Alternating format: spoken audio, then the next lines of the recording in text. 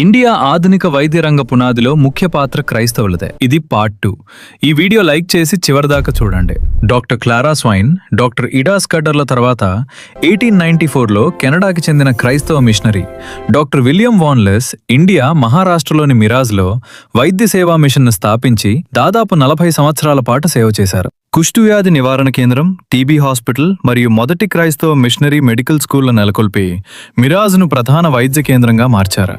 10 లక్షల మందికి పైగా రోగులకు చికిత్స అందించారు మరియు 12,000 మందికి పైగా కంటి చూపును పునరుద్ధరించారు. డాక్టర్ సిల్వెస్టర్ స్టెయిన్ అనే జర్మన్ క్రైస్తవ మిషనరీ దక్షిణ భారతదేశంలో ముఖ్యంగా ఆంధ్రప్రదేశ్ మరియు తమిళనాడు సరిహద్దు ప్రాంతాల్లో కుష్ఠువ్యాధిగ్రస్తుల కాలనీలను స్థాపించి వారికి చికిత్స పునరావాసం కల్పించారు. అప్పట్లో మన దేశంలో కుష్ఠువ్యాధి గల వారిని మనుషుల్లా కూడా చూసేవాళ్ళు కాదు. వాళ్ళెవరో మీకు తెలుసు కదా.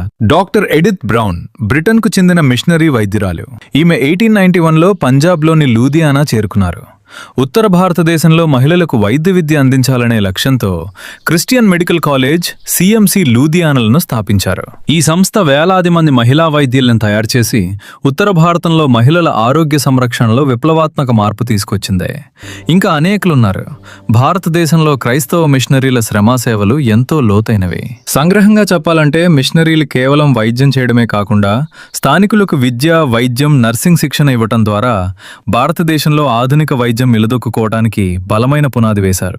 వీరు స్థాపించిన అనేక సంస్థలు వెల్లూరు సిఎంసి, లూధియానా సిఎంసి వంటివి నేటికి అత్యున్నత ప్రమాణాలతో సేవలు అందిస్తున్నాయి. ఇంతకుముందు అప్లోడ్ చేసిన వీడియోలో చిన్న మిస్టేక్ వలన డాక్టర్ ఇడా స్కడ్డర్ తమిళనాడు వెల్లూరుకు బదులు ఆంధ్ర నెల్లూరులో హాస్పిటల్ స్థాపించారని చెప్పినందుకు క్షమించండి. ఈ వీడియో తప్పకుండా మీ ఫ్రెండ్స్, ఫ్యామిలీకి వాట్సాప్ గ్రూప్స్లో షేర్ చేయండి. చెప్పాల్సినవి ఇంకా చాలా ఉన్నాయి. మన ఛానల్ సబ్స్క్రైబ్ చేసుకుని పెట్టుకోండి. ఎందుకంటే నువ్వు తెలుసుకోవాల్సింది చాలా ఉంది.